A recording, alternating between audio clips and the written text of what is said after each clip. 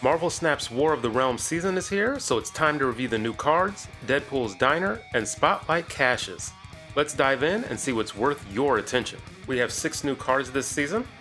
One is a Season Pass card, one is available in Deadpool's Diner, and the other are available through Spotlight Caches. Surtur is the Season Pass card, and this might be one that I personally skip on. He is a very strong card, especially if you play him on turn 3, follow that up on turn 4 with a Crossbones and a Cull Obsidian.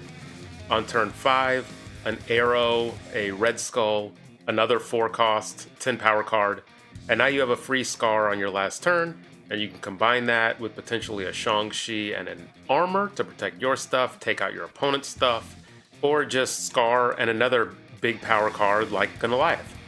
This will be a strong deck. I highly anticipate it having a good place in the meta, just because it will be easy to play.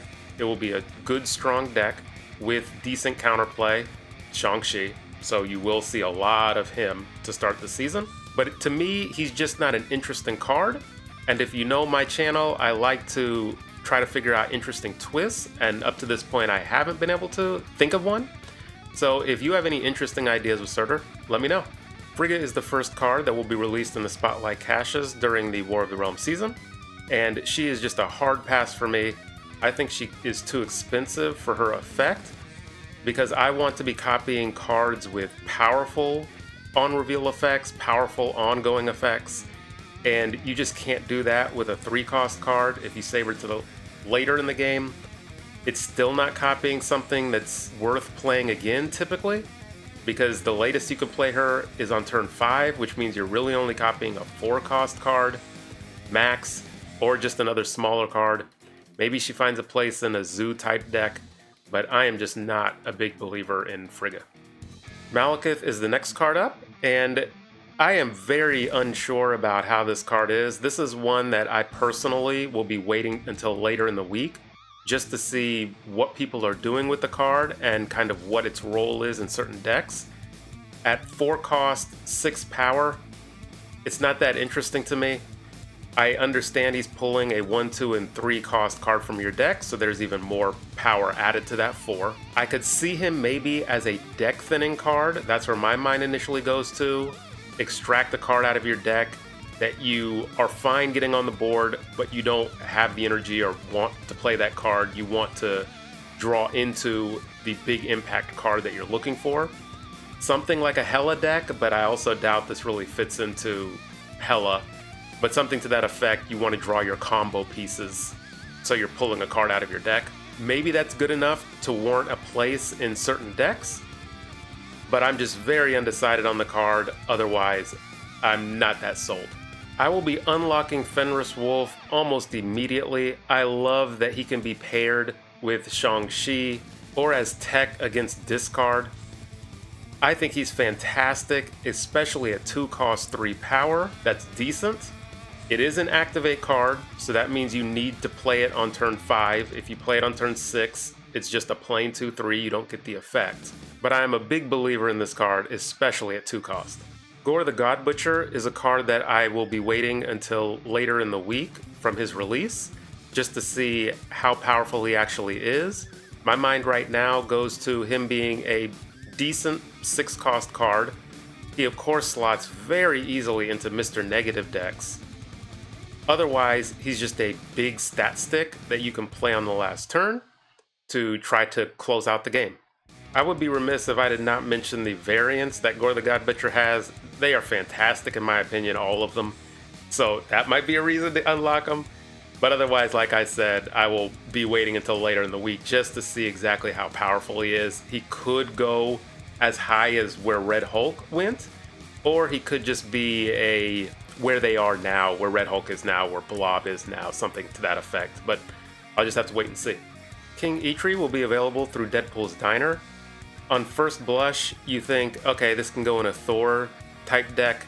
This can go maybe in Thanos, but I'm not seeing the strength on this. It's probably closer to where Agony is, like it's a direct to Series 4 card.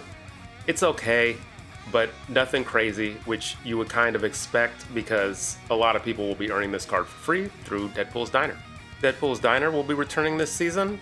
It is such a slog of a mode. I'm not a big fan of it. I don't know many people that are, but it is a mode ultimately that I will be participating in just to get the free card in King Eitri. I have an advice video on how to snap and retreat properly and effectively.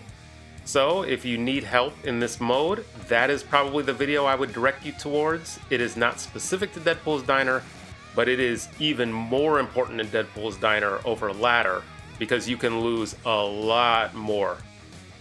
Now on to Spotlight Caches. This week I personally have none of the 3 cards and I will not be using any of my keys. Frigga is not that interesting to me and I also don't think she's going to be that good. Copycat is okay. And Red Guardian is very good, but for me, just overall, this isn't enough to warrant me using my keys on. For the November 12th Spotlight Cache, Thena, of course, is top tier. It's unarguable. Malekith, the jury is still out. Valentina stinks. So I'm really not sure about using keys on this week. I have Thena pinned in my shop, so if I want her, that may be the route I go. This really depends on how good Malekith ends up being. If I had to guess, this is also a week I will be passing on using my Spotlight keys. For me, this is a no-brainer week. I will definitely be using my keys this week. Fenris Wolf, I think, is going to be such a strong and good card. Of course, that means they have paired him with Annihilus, who is okay at this point, and Werewolf by Night, who is okay. So you would really only be using keys for Fenris Wolf. Thankfully, I have enough, so I will ultimately be using Spotlight keys for this. But if you have enough tokens, I think Fenris Wolf may be strong enough to spend your tokens on. And then November 26th Spotlight, we of course have God the Gore Butcher. You dummy. Gore the God Butcher? Havoc and Legion. Havoc is just a bottom tier kind of card. I do have a deck with him on my channel that I like a lot, but to keep it real, he's at the bottom of the barrel. We have Legion, who is decent in certain decks. Of course, we all are familiar at this point with the Storm, Legion, War Machine Lockdown deck. Gore the God Butcher, again, I think he's going to be a strong card. This Spotlight week is tough for me to see spending keys on. For me personally, it will depend on how many excess keys I have.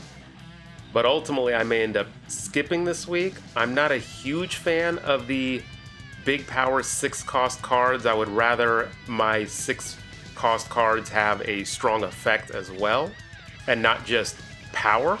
So I'm also leaning toward a skip this week. Thank you for making it this far into the video. If you like this kind of video, this is the first time I'm doing it, let me know. And this is something I may continue doing going into the future. Thank you to the members of the channel. I appreciate all of you. And until next time.